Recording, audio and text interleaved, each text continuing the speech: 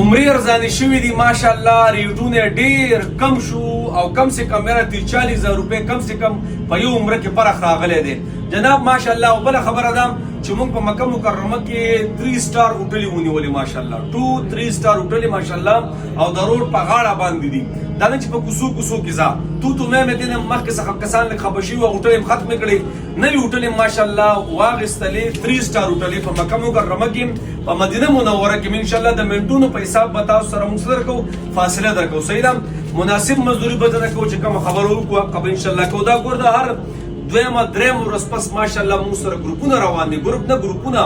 پای یو ګروپ کې ماشاءالله 40-50-60-70 کسانی نو جناب پاکه خبرې وکړو تاسو ټول عبادت لروان یې کوم چې عمره والدي نو انشاءالله د دې جبي او د دې خبره به یوي بل د دوبۍ وزټ ماشاءالله په ارزان ریټ موږ سره ملاويږي په 3 ورځو کې بل